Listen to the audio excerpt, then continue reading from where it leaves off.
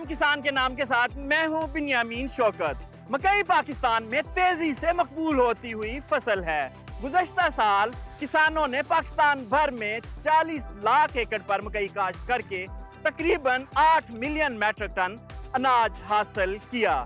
कम रकबे पर काश्त होने के बावजूद मकई की फी एकड़ पैदावार दीगर फसलों से ज्यादा है। पाकिस्तान में मकई का सबसे ज्यादा इस्तेमाल पोल्ट्री इंडस्ट्री में है। इसके अलावा लाइव स्टॉक फार्मिंग में मकई का साइलेज भी अब किसानों की बुनियादी जरूरत बन चुका है। इंसानी खुराक में भी मकई अब इस्तेमाल होना शुरू हो चुकी है। अनाज की फसलों में गंदम और चावल के बाद सबसे ज्यादा काश्त की जाने वाली फसल मकई है।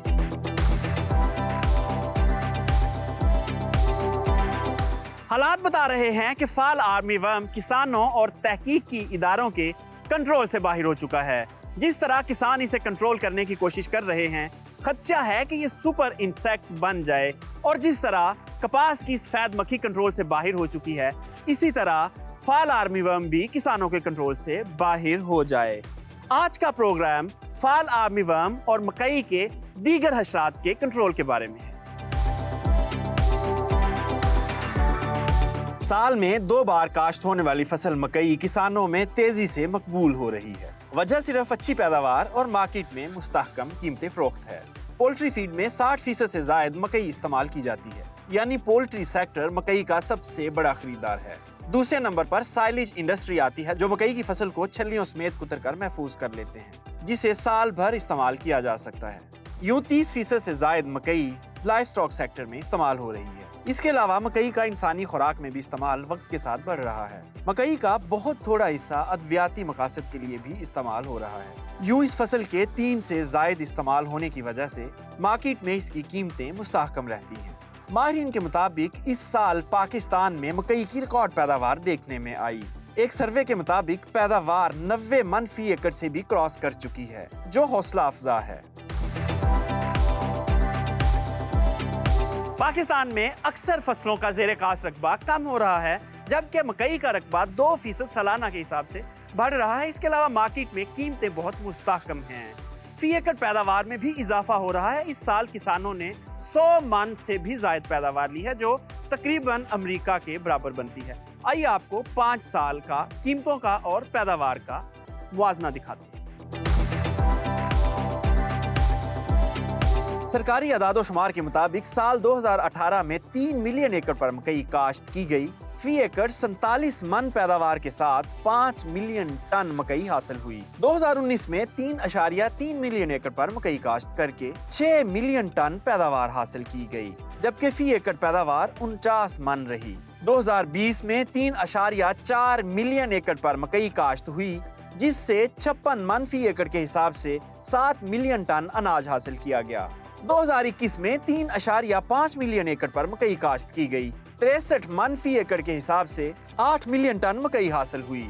गुज़श्ता साल तकरीबन 4 मिलियन एकड़ पर मकई काश्त की गई और 65 मन फी एकड़ के हिसाब से तकरीबन 9 मिलियन टन पैदावार हासिल हुई। कीमतों का मुआवजा करें तो साल 2018 में फी मन मकई का रेट 1000 रुपए से भी कम था, जो 2021 में बढ़कर 2000 रुपए तक पहुंच गया, जबकि गुज़श्ता सीजन में मकई का फी मन रेट 3000 रुपए से भी क्रॉस कर चुका है।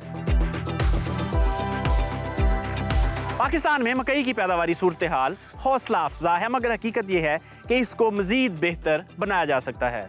सरकारी अदाद-ओ-शुमार के मुताबिक हमारा किसान 70 मन फी एकड़ से कम पैदावार ले रहा है, जबकि तरक्की याफ्ता ममालिक 120 मन से भी ज्यादा पैदावार ले रहे हैं। क्या वजूहात हैं कि हमारी पैदावार कम है, जबकि किसान खाद और बीज का भी ठीक ठाक इस्तेमाल करता है और हमारा बीज भी इम्पोर्टेड है? ये जानने से कबल आपको मुख्तलिफ ममालिक के बारे में बताते हैं जो मकई की अच्छी पैदावार ले रहे हैं। देखते हैं उनकी फी एकड़ पैदावार कितनी है। दुनिया में सबसे ज्यादा मकई अमेरिका में काश्त की जाती है, जिसकी मिकदार 348 मिलियन टन है। दूसरा बड़ा मुल्क चाइना है, जहां 277 मिलियन टन मकई पैदा की जाती है। ब्राजील में मकई की पैदावार 125 मिलियन टन, जबकि यूरोपीय यूनियन में सालाना 54 मिलियन मीट्रिक टन मकई पैदा की जा रही है। मकई पैदा करने वाला 5वां बड़ा मुल्क अर्जेंटीना है, जहां मकई की पैदावार 47 मिलियन टन है। वतन अजीज का मकई की पैदावार के लिहाज से नंबर 10वां है, जबकि हमारी सालाना पैदावार 9 से 10 मिलियन टन है। फी एकड़ पैदावार 129 मन के साथ अमेरिका सबसे आगे है।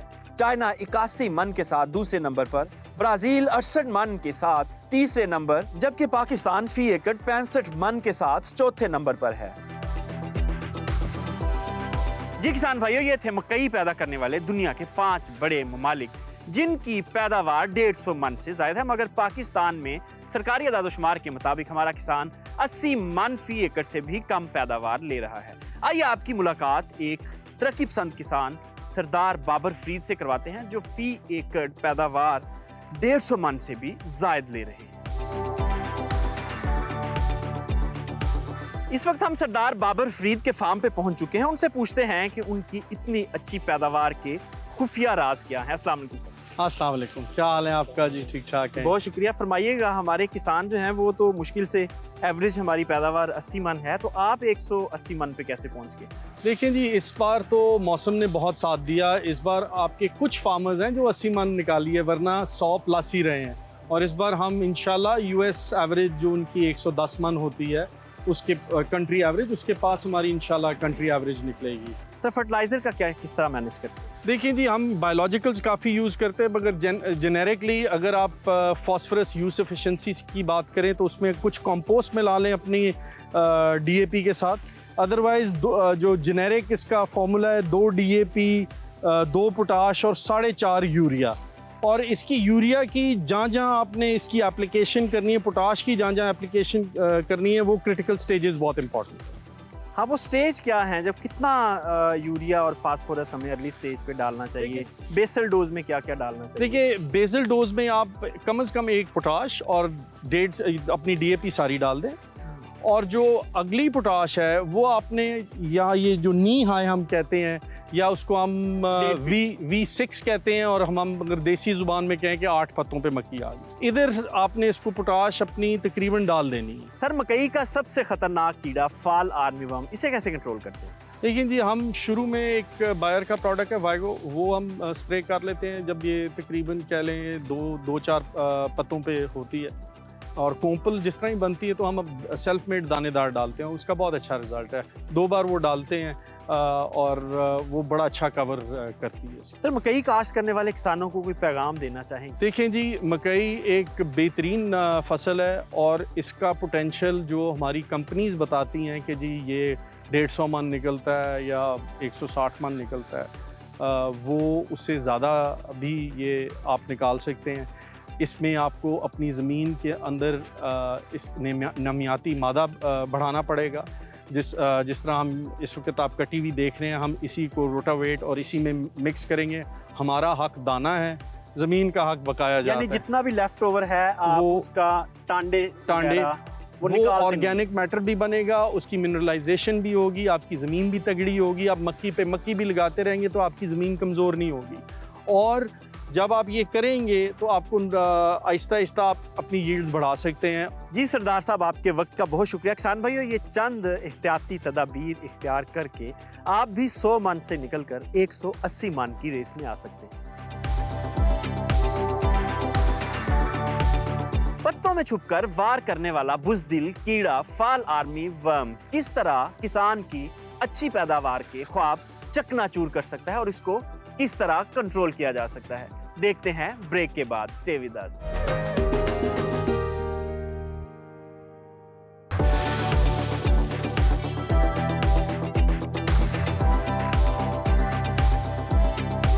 Welcome back. मकई की फसल मुख्तलिफ इक़साम के हशरात के लिए महफूज, पनाहगाह और बेहतरीन खुराक समझी जाती है, इसलिए किसानों को मकई के हवाले से ज़्यादा मुहतात रहने की ज़रूरत होती है। फसल के मुख्तलिफ मरहलों में लश्करी सुंडी, अमरीकन सुंडी, चुस्त तेला, पंपल की मक्खी, फाल आर्मीवर्म और दीगर हशरात अटैक करते हैं, जिनको बर वक्त ज़रूरी इक़दामात करके कंट्रोल किया जा सकता है। तमाम हशरात अपनी जगह, मगर इस वक्त मकई की फसल को सबसे ज़्यादा खतरा फाल आर्मीवर्म नामी कीड़े से है। यह कीड़ा कुतर कर खाता है और छलियों और पत्तों को बुरी तरह मुतासर करता है। अगर बर वक्त कंट्रोल ना किया जाए तो ये फसल को 100% बर्बाद कर सकता है। यह हकीकत है कि फाल आर्मीवर्म एक खतरनाक कीड़ा है। इसको कंट्रोल कैसे करना है ये जानने से पहले इसके लाइफ साइकिल के बारे में इल्म होना जरूरी है। इस वक्त हमारे साथ इफ़त साहिबा मौजूद है, उनसे पूछते हैं कि फाल आर्मीवर्म का लाइफ साइकिल क्या है और ये किस वक्त फसल को ज्यादा नुकसान पहुंचाता है। अच्छा, इसके अगर हम ये फाल आर्मीवर्म का लाइफ साइकिल देखें ना, तो ये परवाना है जो अंडे देता है गुच्छों की शक्ल में। ये आपको गुच्छे नज़र आ रहे हैं, इसी को हम यहाँ पे दिखाएं तो ये इस तरह से गुच्छे नज़र आते हैं। ठीक है, गुच्छों से बच्चे निकल आते हैं 2 से 3 दिन के अंदर और ये बच्चे जो हैं ये बहुत ही 1.5 मिलीमीटर तकरीबन इनका साइज़ होता है, बहुत छोटे होते हैं। ठीक है, अब इसके बाद ये 2 दिन ये खाएंगे, उसके बाद ये अगले मरहले में चले जाएंगे। ये इसका दूसरा मरहला है, फिर ये तीसरा मरहला है। यानी ये जो 3 मराहल है, इनके दरमियान हमने कोशिश करनी है अपने पेस्ट को कंट्रोल करें। अपनी जो ही हमें इनका नुकसान नज़र आता है हम इसका कंट्रोल करें। अब इस मरहले के बाद सुंडी जब अगले मरहले में दाखिल होती है तो ये देख लें, ये चौथा मरहला, ये 5वां मरहला और ये छठे मरहले की पूरी फुल ग्रोन सुंडी है। और इस स्टेज का तरीका है कि हर तीसरे दिन अपने खेतों का विज़िट करें और हर तीसरे दिन जाके नुकसान की इब्तदाई अलामात हैं उनको देखें और उनकी बेस के ऊपर डिसीजन करें। अच्छा, ये मैं आपको अभी दिखाती हूँ कि जब ये सुंडी निकलती है छोटी और निकलने के बाद वो किस तरह से खाती है। देखिए, पत्ते की सतह के ऊपर फैल जाती है और वहाँ जाके इब्तदाई तौर पे इस तरह खुरचन के निशान, ये इनके खाने से जो है निशान बने हुए। और क्योंकि छोटी सुंडी है पूरा नहीं खा सकती, ऊपर की सतह खा लेती है, नीचे झिल्ली से जो है ना इसकी रह जाती है। ये फाल आर्मीवर्म के अंडे और गुच्छों की शक्ल में होते हैं और गुच्छों के बीच में ये इस तरह से बाल होते हैं और एक गुच्छे में जो है ना वो 150 से 200 के करीब अंडे होते हैं, जो कि 2 से 3 दिन के अंदर अंडों से बच्चे निकल आते हैं। इसका मतलब सेकंड लास्ट स्टेज जो है, प्यूपा बनने से पहले की स्टेज, सबसे ज़्यादा तबाही उसने मचानी है, लेकिन उस वक्त उसे कंट्रोल करना भी मुश्किल हो जाता है। और जाहिर है जो चीज़ जितनी बड़ी है उसने उतना ही खाना है, लेकिन हमने इस स्टेज तक पहुँचने ही नहीं दें। देखें, अगर सुंडी अगर पहले ही नुकसान कर चुकी है तो वो नुकसान किया हुआ तो रिवर्स नहीं होगा, वो तो इतना कुतर के खा जाती है इस स्टेज तक पहुँचते हुए कि वो तो ऐसे जैसे बकरियां चल गई हैं आपके खेत में। ये बताएं कि किसान कैसे पहचान करेंगे कि ये फाल आर्मीवर्म है? कि सबसे पहले आप इसका ये दुम वाला हिस्सा देखेंगे तो यहाँ पे 4 नुक्ते हैं जो कि एक मुरब्बा शक्ल में मौजूद होते हैं। ठीक है, ये पहली इसकी निशानी।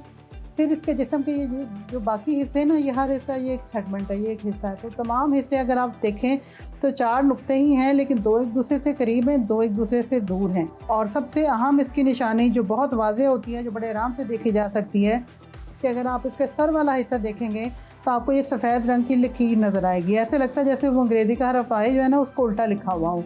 तो ये एक बहुत वाज़ेह निशानी है। तो जब ये 3 निशानियाँ इकट्ठी मौजूद होती हैं किसी सुंडी में तो वो कंफर्म हमें बता देता है कि ये फाल आर्मीवर्म की सुंडी है। अच्छा मैम, ये बताएं कि हमारे किसान फाल आर्मीवर्म को कंट्रोल करने में कहाँ नुकसान करते हैं?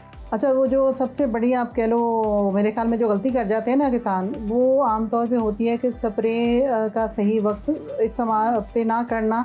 तो उसके लिए ज़रूरी है कि पेस्ट को आप पहचानें और उसके नुकसान की अलामतें देख लें, वहाँ से आप स्प्रे का सही डिसीजन लें। स्प्रे को बर वक्त करना जो है वो बहुत ज़रूरी है ताकि मौसर तरीके से हम पेस्ट को कंट्रोल कर सकें। जी मिस इफ़त नसीम, आपके वक्त का बहुत शुक्रिया। आपने बहुत तफसील से किसानों को बताया कि फाल आर्मीवर्म की निशानी क्या है और ये किस स्टेज पे कितना नुकसान करती है और इसको कंट्रोल कैसे किया जा सकता है। अगर किसान भाई बताए हुए तरीके के ऊपर अमल करें तो यकीनन फाल आर्मीवर्म से अपनी फसल को बचा सकते हैं।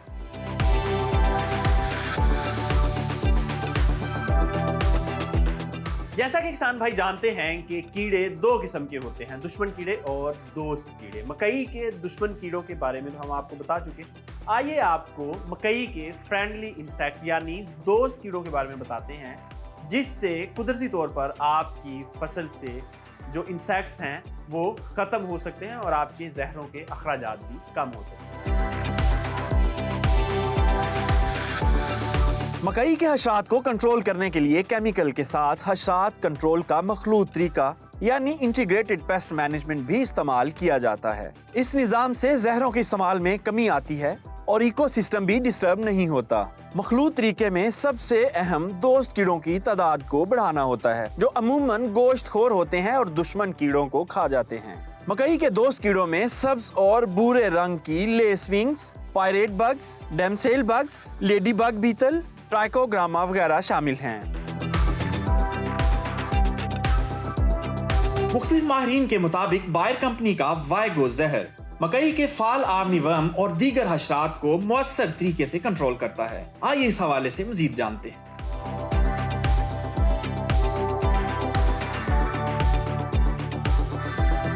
ज़राई माहिरीन के मुताबिक वाइगो न सिर्फ फाल आर्मीवर्म को कंट्रोल करता है बल्कि फी एकड़ पैदावार में इजाफे का बाइस भी बनता है। वाइगो के बारे में मजीद जानने के लिए इस वक्त हमारे साथ हमदान अली साहब मौजूद हैं। अस्सलाम वालेकुम। वालेकुम सलाम। सर, हमें वाइगो के बारे में कुछ बताएं। वाइगो बायर क्रॉप साइंस की एक मुनफरिद और जदीद केमिस्ट्री टेट्रानिलिप्रोल पर मुश्तमिल है। इसकी जो मुनफरिद खुसूसियत है वो ये है कि ये देरपा और मौसर कंट्रोल, मतलब ये कि सिर्फ 2 दबा स्प्रे करने से आपको फाल आर्मीवर्म, तने की सुंडी और लश्करी सुंडी, इसके ऊपर देरपा और मौसर कंट्रोल देखने को मिलता है। और अगर दूसरे अल्फाज में आपको मैं इसको एक्सप्लेन करूं तो आलमोस्ट जब आप अपनी मकई की फसल की चलाई कर रहे होते हैं तो मकई की चलियों के ऊपर भी आपको 50 से 60% कंट्रोल देखने को मिलता है।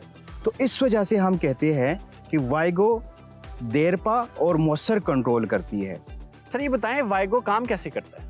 जैसे ही दवाई सुंडी के अंदर जाती है तो ये सुंडी की पट्टों को मफलूज करती है और जैसे ही ये खाती है तो फौरन सुंडी खाना पीना छोड़ देती है। इसी वजह से हम कहते हैं कि ये देरपा और मौसर कंट्रोल देती है और क्विक फीडिंग सेशन है।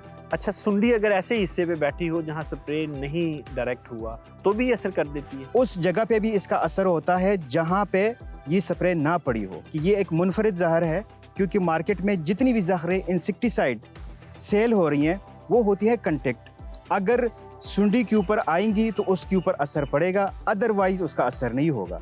तो ये वाहिद दवाई है जो सरायत पजीर भी है, कंटेक्ट भी है और ट्रांसलेमिनर, मतलब कि पत्ते के ऊपर पड़ेगी तो ये नीचे की तरफ भी आएगी।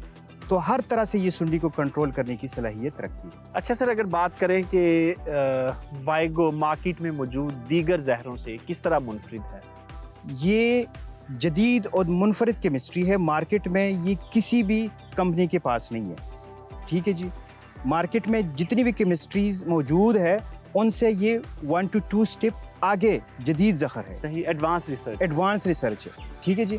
और बायर जो भी प्रोडक्ट लेके आती है ये रिसर्च बेस्ड प्रोडक्ट होते हैं, इनकी अपनी मॉलिक्यूल्स होते हैं और उन पे रिसर्च करके हम एक मुनफरिद केमिस्ट्री जो कि मार्केट में एग्जिस्ट नहीं करती वही लेके आते हैं। हमदान साहब, वाइगो के इस्तेमाल से किसान को कितना माली फ़ायदा हो सकता है? जैसे ही आप स्प्रे करते हैं आपकी सुंडी कंट्रोल हो जाती है, आने वाले पत्ते सुंडियों से महफूज होते हैं, उसकी जो फोटोसिंथेसिस है प्रॉपर उसमें वो कंट्रीब्यूट करते हैं और वही फोटोसिंथेसिस आपकी पैदावार की तरफ फ्लो करती है। ठीक है, तो जितना जल्दी आपकी फाल आर्मीवर्म कंट्रोल होगी उतना ही आपका पैदावार महफूज होगा और वही पैदावार आपकी मुनाफे का बाइस बनती है। जी हमदान अली साहब, आपके वक्त का बहुत शुक्रिया। किसान भाई, अगर आप भी फाल आर्मीवर्म का मौसर कंट्रोल चाहते हैं तो वाइगो बेहतरीन प्रोडक्ट है, इसे इस्तेमाल करें ताकि आपकी फसल फाल आर्मीवर्म जैसे खतरनाक कीड़े से महफूज रह सके। किसान भाइयों, वाइगो के इस्तेमाल से कबल लेबल पर दी गई हदायत गौर से पढ़ लें।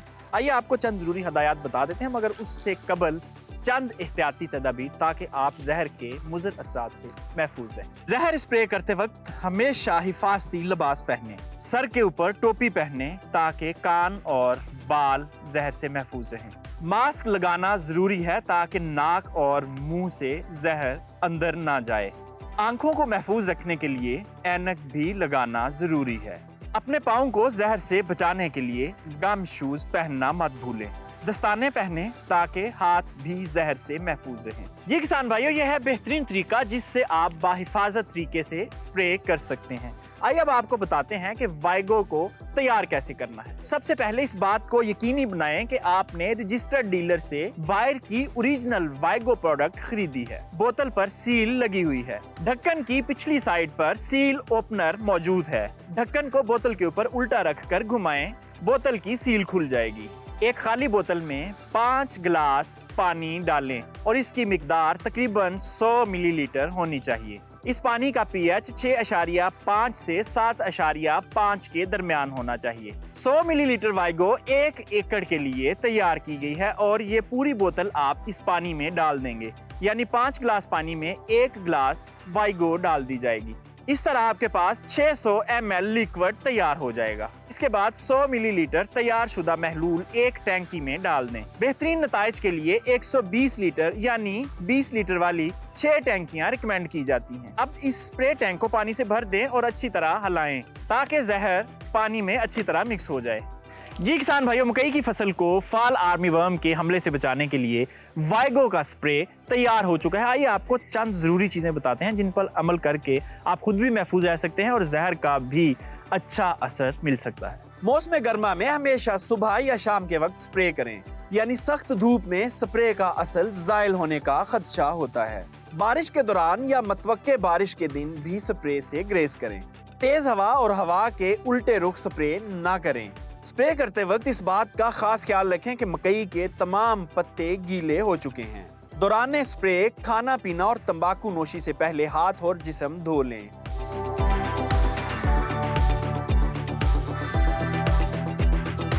मकई की काश्त बढ़ाकर मुल्क में जारी गंदुम के बहरान पर काबू पाया जा सकता है। मकई साल में 2 मरतबा जबकि गंदुम साल में सिर्फ 1 मरतबा काश्त की जाती है और दुनिया के अक्सर तरक्की याफ्ता ममालिक में मुस्तकिल खुराक गंदुम की बजाय मकई है। मुख्तसर ब्रेक और ब्रेक के बाद आपको बताएंगे कि किस मुल्क में कितनी मकई खाई जाती है और क्या वजह है कि पाकिस्तान में आज तक लोग मकई का आटा क्यों पसंद नहीं करते। स्टे विद अस।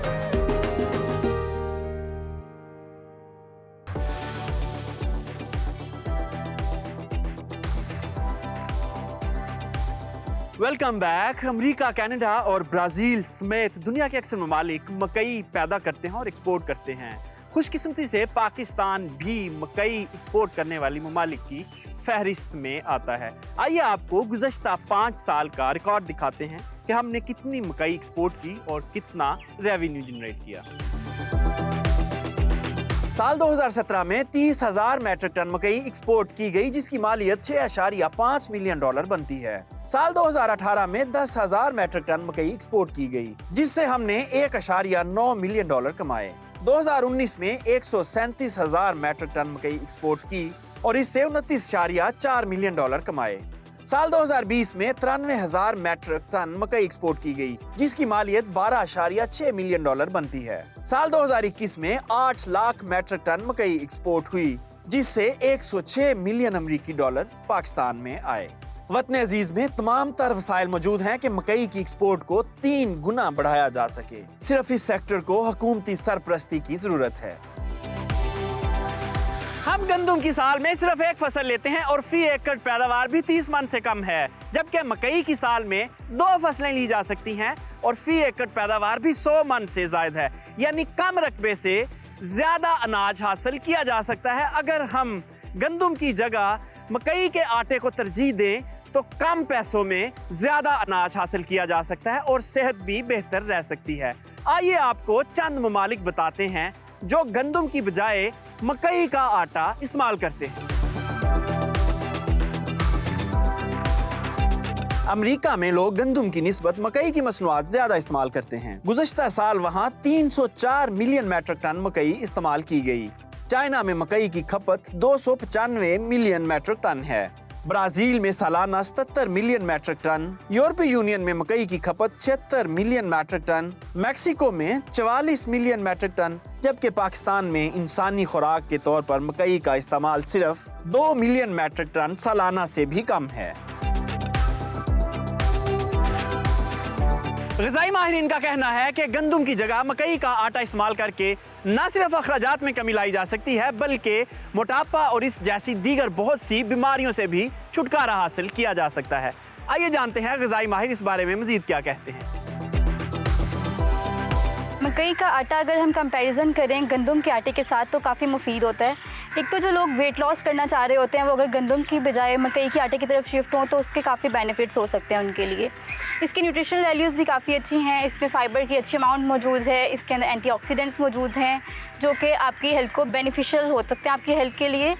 अगर कंपैरिजन करें व्हीट फ्लोर का और कॉर्न फ्लोर का तो मेन होता है कि ग्लूटेन इंटॉलरेंट जो लोग होते हैं जिनको सीलिक डिसीज़ होती है तो हम उनको कॉर्न फ्लोर रिकमेंड कर सकते हैं क्योंकि वो ग्लूटेन को टॉलरेट नहीं कर सकते, और एज अ रिज़ल्ट अगर हम उनको ये मकई का आटा रिकमेंड करते हैं तो उनके सिम्टम्स काफ़ी हद तक इम्प्रूव हो सकते हैं और वो अपने स्टेपल फूड्स में इसको इंक्लूड कर सकते हैं। हमारे माइंडसेट्स की बात है, पाकिस्तान में मोस्ट लोगों को है कि हमारा स्टेपल फूड वीट ही है, हम वीट की बजाय कोई और फ्लोर यूज़ नहीं कर सकते, जबकि अगर वीट फ्लोर की जगह हम कॉर्न फ्लोर का इस्तेमाल करें तो ये हमारे लिए ज़्यादा बेनिफिशियल हो सकता है। फाल आर्मी वर्म कीड़े को कंट्रोल करने के लिए इस वक्त किसान मुख्तलिफ इक़साम के तजुर्बात कर रहे हैं, जिससे खदशा है कि ये कीड़ा भी कहीं सुपर इंसेक्ट ना बन जाए और कपास की सफेद मक्खी की तरह इसे भी कंट्रोल करना मुश्किल हो जाए। आइए चंद किसानों के पास चलते हैं, उनसे पूछते हैं कि वो इस कीड़े को कंट्रोल करने के लिए जहरों का इंतखाब किस तरह करते हैं। ये जो फाल आर्मी वर्म है इसने पूरी दुनिया में जो है वो तबाही मचाई है। इसको हम यहाँ पे लश्करी सुंडी भी कहते हैं। इब्तदाई स्टेज होती है ना, तो इसकी पेस्ट कोटिंग रेगुलर बेसिस पे करनी चाहिए और वो हम करके इसको एमामेक्टिन और ल्यूफुरॉन जो है वो जहर का इस्तेमाल करते हैं। हमारे पास ज़राई माहिरीन आते रहते हैं लेकिन हम पिछले 2-3 साल से इसको कंट्रोल कर रहे हैं। हमें पता है कि इस दवाई से ये कंट्रोल हो जाती है। मकई में फाल आर्मी वर्म के लिए हम इब्तदाई स्टेज पर एमामेक्टिन और ल्यूफुरॉन का स्प्रे करते हैं। कई सालों से हम काश्त कर रहे हैं और काफ़ी सालों से हमने यही देखा है कि जो सबसे बड़ा प्रॉब्लम मौसमी मक्की में किसानों को दरपेश है वो फॉल आर्मी वर्म है। इसका कंट्रोल करना बहुत मुश्किल काम है। जो डीलर साहबान हैं उनके मशवरे पे अलग-अलग हम मिक्सचर्स लेके आते हैं, ट्राई करते हैं। कुछ सालों से हमने ये फार्मूला अपना अपनाया हुआ है और माशाल्लाह 100% हमारा कंट्रोल है फील्ड में। ये जो मक्की में फाल आर्मी वर्म का मसला आता है ये बहारिया में बिल्कुल बहुत कम आता है, मौसमी में ज़्यादा आता है, जिसका भी शुरू हो चुकी है काश्त। ये हमारे पीछे बहारिया खड़ी है, मौसमी अब काश्त करने वाले लोग हैं, उसमें ज़्यादातर फाल आर्मी वर्म का मसला आता है। ये हमारे पास जो मुख्तलिफ कंपनियों के नुमाइंदे आते हैं, ठीक है, रिसर्च करते हैं, बाहर है, सभी आते हैं, हमें वो रिकमेंड करते हैं, वो इसलिए इस्तेमाल करते हैं और हमारा खुद आजमाया हुआ ये फार्मूला है। जो किसान हैं वो एक दूसरे से भी करते रहते हैं, मशावरत करते रहते हैं। जिस चीज़ से जिस काश्तकार को बेहतर रिजल्ट मिलता है उसी चीज़ को फिर आगे दूसरे काश्तकार जो हैं वो इस्तेमाल करते हैं।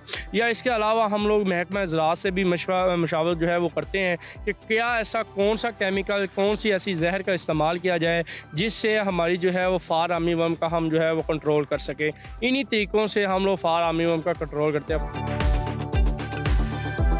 ये थे पाकिस्तान भर के किसानों के तासुरात। आपने सुना कि किसान फाल आर्मी वर्म को कंट्रोल करने के लिए किस तरह बेहंगम तरीके से जहरों का इस्तेमाल कर रहे हैं, जो मुस्तकबिल में इंतहाई खतरनाक साबित हो सकता है। आइए देखते हैं कि हुकूमत की इसकी रोकथाम के लिए क्या पॉलिसी है।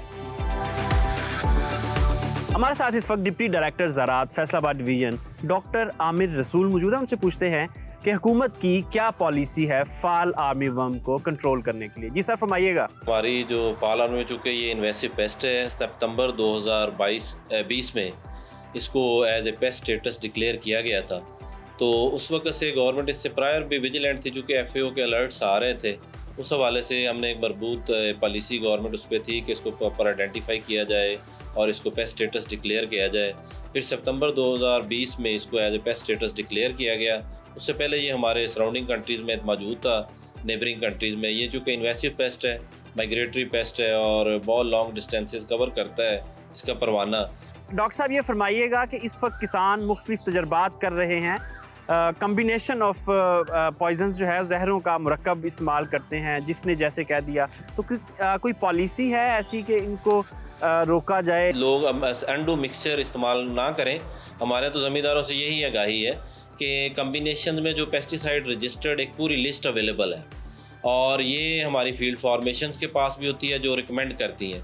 इन लोगों को 15 रोज़ा डीलर्स को ट्रेनिंग करवा के फिर इनको शॉप ओपन करने की इजाज़त दी जाती है, जिसमें हम इनको बाकायदा मुख्तलिफ फसलात के जो कीड़े हैं, ज़रूरी अद्वियात हैं, उनके कंट्रोल के बारे में मुकम्मल आइडेंटिफिकेशन, शनाख्त, हर चीज़ के बारे में इनको आगाही दी जाती है। सर, आप क्या समझ रहे हैं कि जिस तरह किसान इसको कंट्रोल करने की कोशिश कर रहे हैं, ये कितनी देर में सुपर इंसेक्ट बनेगा?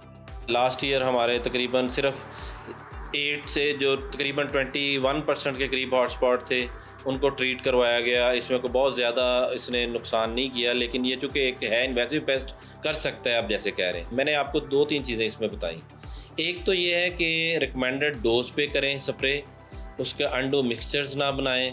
मिक्सचर्स अवेलेबल हैं वो स्टैंडर्डाइज हैं, जो मिलते हैं जो गवर्नमेंट पेस्टिसाइड शॉप से, लेकिन बाज़ औक़ात फार्मर या डीलर्स ख़ुद से बनाते हैं, उनसे प्रॉपर कंट्रोल नहीं होगा। दवाई का नोज़ल का प्रॉपर इस्तेमाल करना, स्प्रे टाइम इसमें बहुत ज़्यादा मैटर करता है। सिर्फ पेस्टिसाइड का वहाँ पे पहुँचना, जैसे मैंने कहा कि अपने फीसिस में ये अपने आप को कैमोफ्लेज करता है। अगर सुंडी को नज़र आते ही फौरी रिएक्ट करें, चूँकि इन्वेसिव पेस्ट है, हम इसकी माशी नुकसान की हद पे नहीं जाते। और उसके लिए जो रिकमेंडेड डोजेज़ हैं, एक लॉन्ग लिस्ट अवेलेबल है स्पार्शात की।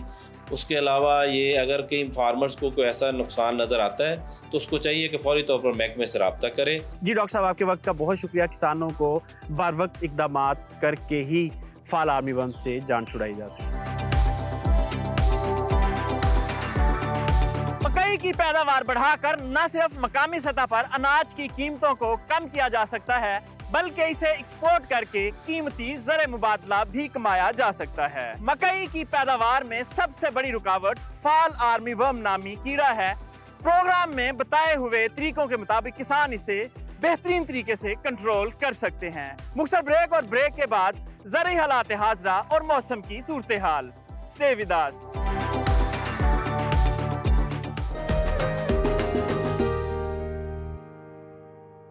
Welcome back. प्रोग्राम के आखिरी हिस्से में खुशामदीद। साइम रशीद साहब ने हमें ज्वाइन किया है। साइम साहब फरमाइएगा, बारिशें हो रही हैं, सैलाबी सूरत हाल है, इस वक्त जो लाइफ स्टॉक फार्मर्स हैं उनको क्या एहतियाती तदाबीर इख्तियार करनी चाहिए? देखें, इस वक्त जो आपका लाइफ स्टॉक है उसको 2 खतरनाक बीमारियों, एक मुँह खर की बीमारी और एक आंतरियों का जहर, इनका सामना करना पड़ सकता है। और इनकी वैक्सीनेशन पाकिस्तान भर में लाइफ स्टॉक सेंटर्स पे दस्तियाब है। फार्मर्स को चाहिए कि फौरी तौर पर पहली फुर्सत में अपने जानवरों को ले जाकर अपने मवेशियों को ये वैक्सीनेशन करवाएं और इस बात का इंतजार मत करें कि उनके मवेशी इस बीमारी का शिकार हो जाए। जी बिल्कुल। और ये वैक्सीनेशन किसान भाइयों आपके लिए मुफ्त में लाइफ स्टॉक डिपार्टमेंट जो है मुख्तलिफ सूबों के वो फ्राहम कर रहे हैं। अपने जानवरों को बर वक्त वैक्सीनेशन लगवाएं। सैमसंग फरमाइएगा, IMF ने जो ज़राअत के ऊपर टैक्स की डिटेल है वो मांग ली है हुकूमत पाकिस्तान से, क्या कहेंगे इस बारे में? देखें बिन्यामिन साहब, मैं इस बात पे IMF के जो सा नुक्ता नज़र है उसको सपोर्ट करता हूँ। ज़राअत पाकिस्तान की मौजूदा इस वक्त जो डॉक्यूमेंटेड GDP इकॉनमी है उसका 20% है, लेकिन ज़राअत का बहुत बड़ा हिस्सा जो है अनडॉक्यूमेंटेड है। हमारी ज़राअत में तो डॉक्यूमेंट है ही नहीं है, ना इसमें इनपुट की सप्लाई में, ना आर्थिक सिस्टम में, ना पैदावार का रिकॉर्ड है। तो पाकिस्तान की अगर मौजूदा GDP को देख लिया जाए और ज़राअत के ऊपर हम अगर 10% टैक्स भी लेने में कामयाब हो जाएँ तो हम $8 अरब के अज़ाफ़ी टैक्स वसूल कर सकते हैं, जो कि इस वक्त हम नहीं वसूल कर पा रहे। जी साइम साहब बिल्कुल दुरुस्त फरमाया, लेकिन एक सवाल है कि ये हमें अब IMF बताएगा कि हमने ज़राअत पे भी टैक्स लगाना है? साइम साहब देखें, वो तो अल्लाह ताला का असूल है ना कि जब किसी कौम के अंदर उसके नाअहल लोग हुक्मरान बन जाएं, क्योंकि पाकिस्तान में गुज़िश्ता 70 साल से होता आ रहा है, तो अल्लाह ताला सबसे पहले उनके ऊपर उनके नाअहल लोगों को हाकिम बना देता है और उसके बाद भी अगर वो कौम ना सुधरे तो बाहर से लोगों को उनका हाकिम बना देता है। सैम साहब, ज़ियाला पंजाब ने एक स्टेटमेंट दी है कि किसान किसी सूरत 8,500 से कम फी मन कपास सेल ना करें, तो क्या करें किसान, कैसे रखें? देखें, ये बहुत आसान सी बात है। पिछले प्रोग्राम में हमने बात की थी कि पाकिस्तान गवर्नमेंट में इस वक्त बैंकों के पास कोई काम नहीं करने को, प्रॉपर्टी पूरी डाउन जा रही है, फाइनेंशियल कार फाइनेंसिंग लीजिंग हो नहीं रही, इंडस्ट्रियल लोन आपसे लिया नहीं जा रहा, बैंकों के पास सरमाया ही नहीं है, देखिए वो कारोबार ही नहीं है। तो बैंकों को आप वेयर हाउसिंग में और जो आपकी पैदावार है उसके अंदर आप ट्रेड में डाल दें, आपका सरमाया का किल्लत का मसला हल हो जाएगा। बैंक आपसे 8500 पे लें और उसके अंदर अपना जो सा प्रॉफिट डाल के जिनिंग फैक्ट्रीज को दें। देखें, ये जितनी भी जिनिंग फैक्ट्रीज हैं, एप्टमा की, ये टेक्सटाइल मिल्स हैं, इनको अगर बैंक लेने के बाद इनको 9-9,500 में भी इनको ये कॉटन सस्ती है उस कॉटन से जो कि वो अमेरिका से मंगवा रहे हैं। साइम साहब, मुख्तलिफ एरियाज़ में सैलाब का ख़तरा है, ख़ास तौर पर दरिया सतलुज जो है इसके मुख्तलिफ जगहों से बांध टूटे हैं, तो ये वही एरियाज़ हैं जो दरिया के छोड़े हुए रकबे हैं, तो वहाँ गवर्नमेंट जो है वो क्यों बनने देती है बिल्डिंग्स और बाद में फिर वही बिल्डिंग्स गिरती हैं और फिर कहते हैं दरिया में सैलाब आ गया। देखें, आप बिल्कुल सही कह रहे हैं। इस वक्त जो दरिया पाकिस्तान में बहना बंद हो गए थे या जिनमें पानी कम हो गया, उनमें आपके दरियाओं में कौन सा दरिया है? आपका चनाब है, रावी है और सतलुज है। इनके जो बेसन है जिसे पेट कहते हैं, उसके अंदर इंक्रोचमेंट हो चुकी है। लोगों ने ज़री रकबे, farm house, dairy house, farm houses, उसके अलावा छोटी मोटी इंडस्ट्री और अपनी रहायशें बना ली हैं। ये गवर्नमेंट ने इनको रोका नहीं। इस वक्त भी सैलाब उन्हीं इलाकों में आ रहा है। दरिया अपना जब पानी आया अपना पेट को भर रहा है, तो जो लोग उसमें बैठे हैं वो चीखो पुकार कर रहे हैं। मीडिया सिर्फ एक इसको रॉन्ग कंसेप्शन दे रहा है, कंसेप्ट पेश कर रहा है कि सैलाब से इतने लोग बेघर हो गए। भाई वो घर उनके थे ही नहीं, वो तो गैर कानूनी काबज लोग थे। सर सैलाब की बात हो रही है तो असलम चौधरी साहब हमारे साथ मौजूद हैं, उनसे पूछते हैं कि आइंदा हफ्ते कहाँ कहाँ बारिशों का इम्कान है और मौसम की क्या सूरत हाल रहेगी। ये सर फरमाइएगा। शुक्रिया बेनियामीन। आने वाले वीक के दौरान मौसम की सूरत हाल इस तरह रहने का इम्कान है। पंजाब में इस्लामाबाद समेत पंजाब के जैसे गुजरांवाला, सियालकोट, चकवाल, लाहौर, इन एरियाज़ में बारिश होगी और कहीं कहीं मूसलाधार बारिश का भी इम्कान है। सिंध में, अपर सिंध जिसमें खैरपुर, सखर, नवाबशाह, जैकबाबाद वगैरह शामिल हैं और जो उमरकोट, डिप्लो, शाशर वगैरह शामिल हैं, इनमें बारिश होगी और कहीं कहीं मूसलाधार बारिश का भी इम्कान है। कराची में हल्की बारिश हो सकती है आने वाले वीक के दौरान। बलूचिस्तान, नसीराबाद, जल मगसी, बारखान, इन अजला में बारिश होगी और कहीं कहीं मूसलाधार बारिश भी हो सकती है। KP के मोस्टली इलाकों में बारिश का इम्कान है। नार्दर्न एरियाज और कश्मीर में कहीं कहीं मूसलाधार बारिश होगी और इनमें फ्लैश फ्लडिंग और लैंड स्लाइडिंग का भी खतरा है, जिससे रोड ब्लॉक हो सकती हैं। जी असलम साहब, बारिशों के इम्कानात हैं, ये फरमा दीजिए कि इस साल जो सैलाबी सूरत हाल है वो कैसी रहेगी? दरमियाने दर्जे का सैलाब है, ऊंचे दर्जे का है या रूटीन की बातें हैं? जी सर। जी, अभी जैसे मानसून की सूरत हाल और दरियाओं में पानी भी बढ़ रहा है, जो कैचमेंट एरियाज हैं पाकिस्तान के जिसमें दरिया चनाब, दरिया झेलम, रावी, सतलज वगैरह शामिल है, इनमें आने वाले दिनों में फ्लड होगा और मीडियम से हाई लेवल फ्लड तक जाने का इम्कान है। जी सर, शुक्रिया सैलाबी सूरत हाल बताने के लिए। ये फरमा दें कि मुल्क के मुख्तलिफ हिस्सों में दर्जा हरारत कितने रहने के इम्कानात हैं? जी, आने वाले दिनों में टेम्परेचर की सूरत हाल इस तरह कि इस्लामाबाद में ज़्यादा से ज़्यादा टेम्परेचर 35 डिग्री सेंटीग्रेड, लाहौर में 37 डिग्री सेंटीग्रेड, कराची में 36 डिग्री सेंटीग्रेड, कोयटा में 38 डिग्री सेंटीग्रेड और पेशावर में 37 डिग्री सेंटीग्रेड होने का इम्कान है।